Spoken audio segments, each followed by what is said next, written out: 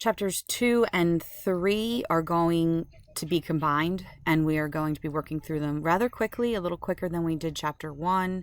We're really reviewing content. Chapter 1 was important to me to refamiliarize you with the accounting equation, but we're going to continue on with content that you've learned before, and we will be moving a little quicker so that we can get ready to go into new content. But we do need to review everything that was covered in CP accounting for a number of reasons, but one of them being that the year was cut short and you were learning in a much different fashion last year. So I want to make sure that there's no glaring holes in your learning.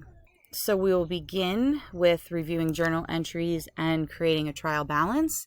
And you are going to see the reintroduction of debits and credits. So remember, this is the basis for everything that we do.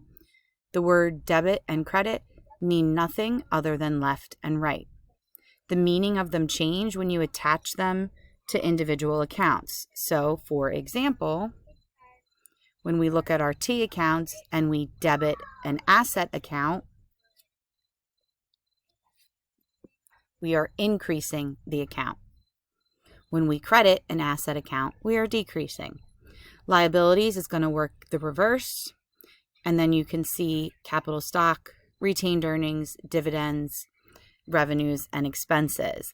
Remember that the normal balance side is always going to be the increase side. So the normal balance for a liability would be the credit side, while the normal balance for an asset would be the debit side. The normal balance is on the side that increases the account. To review with you the steps for recording a journal entry, you will record the date of the transaction into the date column.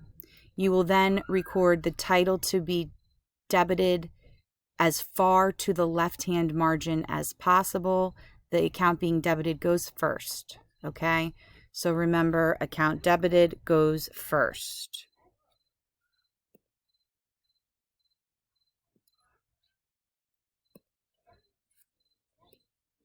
Debit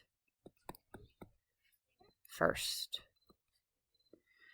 Okay, on the next line, indented slightly will be the title of the account that is credited, and then the amount goes in the credit column. You are giving a brief description of the transaction. If there is a source document, remember you need to reference that source document, and the post reference column is left blank until you post the journal entries to the ledger. So if we look at a sample journal entry, I'm jumping around here, we will see that we have a transaction on November 5th. Net Solutions paid $20,000 for the purchase of land as a future building site. Okay, so this transaction is going to increase an asset account and decrease another. All right, so it is recorded in the journal as follows. So we put in the date, right? We then write land as far to the left as possible, followed by cash, slightly indented. Don't forget the indent. And then slightly indented further goes the description of the transaction, which is purchased for building site.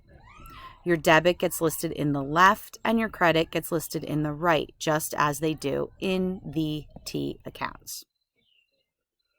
Okay, now if you look back up here, this just reviews with you analyzing the business transaction, which I'm sure you are familiar with. We were looking at business transactions when we were plugging them into the equation.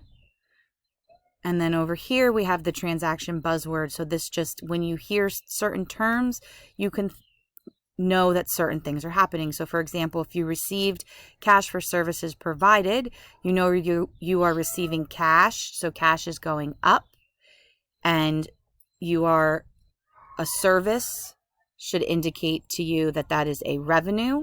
Service indicates revenue, and the revenue account is fees earned. And to increase a revenue account, you will credit it. Now, if you recall, once all your journal entries are done, you do need to post to the individual ledger accounts, which are just running tallies of the accounts with all the transactions, showing the balancing, showing that the balance updates. So the steps to this are as follows. You put the date the journal entry is entered, The amount is entered in the appropriate debit or credit column. The journal page number, so we can't see it over here, but normally the page number would be up here, right? The journal page number is recorded in the ledger, in the post-reference column, and then you actually come back to your journal and post-reference the ledger number in this area right here. So let's look at an example. So here we have a journal entry, a debit of prepaid insurance of cash. Okay. We're going to look to the two ledger accounts that are affected, which are prepaid insurance and cash. You see the step 1 where we are recording the date. We then record the amounts, a debit and a credit. We then update our balances. Okay. So for prepaid insurance, there was nothing there previously, so it's just a debit and then that balance carries over. And for the cash, we actually had a previous debit balance of $5,999. I'm sorry, $5,900. We then credited it $2,400, which means that is subtracted out, and we have an updated debit balance of $3,500. You then need to write the post reference, which is the journal page. So here's your journal page. So that gets listed in here and here. And then you have to post reference from the ledger back to the journal. So the prepaid assurance is account number 15. We're plugging back into the journal. And the same for cash, account number 11, and to the journal. So this is just a review for you and updating the balance column of the ledger. Okay, if we see here for fees earned, it's all credits, so they just get added and we see an increase, right? All debits, they're just added and we see an increase. It's when they're in opposite sides that you need to subtract. Generally in the ledger, your account balance will lie on the normal balance side. So account balance should be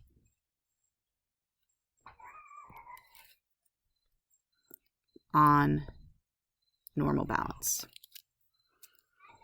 Okay. You then move forward into creating the trial balance. So remember, the trial balance is done after the ledger because you have to pull the numbers from the ledger. Okay, so once you have all the updated numbers, you then simply list all of the accounts. You start with your title.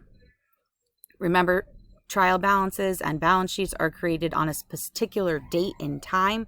They're not created for a range. So this one is created on the date of December 31st. You then list your accounts in order as they appear in the ledger by account number. So cash is always your first account. It's the most liquid account, and you work your way down into the liabilities and revenues and expenses. You then list the balances. As you can see, whatever the balance is in the ledger gets listed. If it's a debit balance, it gets listed in the debit column. If it's a credit balance, it gets listed in the credit column. You list all the balances and you give totals at the bottom and you double underline. Double rule, remember, shows that you are done. The sheet is balanced and there will be nothing else done to it. Remember, these single lines need to be put in. They indicate that math is happening above the line. Okay? All right, looking at errors. So here's just a number of steps that you can look at. I'm not going to take the time to sit here and read this to you, but this would be the steps, things to look at if there's an error in your trial balance. First and foremost is to check that you copied everything correctly. That's really where your errors will probably, the majority of them will happen.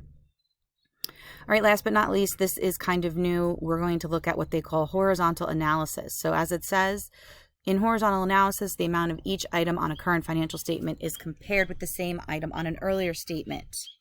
The increase or decrease in the amount of the item is computed with the percent of increase or decrease. So we have an example here. We look at J.L. Holmes, attorney at law. We see the income statements for 2012 and 2011. So if we want to see the percent change in fees earned, so we want to see percent change in essentially revenue, okay, what you do is you subtract the two numbers. So we have 187,500 in 2012, 150 in 2011. You subtract those two numbers and you find that you have a positive 37,500. Okay, if that was flipped, you'd actually have a negative. Okay, you always start with the most recent when you're subtracting the numbers. Okay, if they were flipped, you would have a negative. Okay, and then what you do is you take that amount of 37,500 and you divide it by the earlier statement. So the earlier statement here is 2011. So we take the 37,500 and we divide it by the earlier statement in 2011 of $150,000. And we see that we have a percent change of 25%. We know that this is a percent increase because that 37,500 is positive. If it was negative, you would actually have a 25% decrease. And as you can imagine, in terms of health of a business, if you have a positive percent increase in revenues, that means the company is doing well. If you have a negative percent increase in revenues, that means the company is not doing quite as well.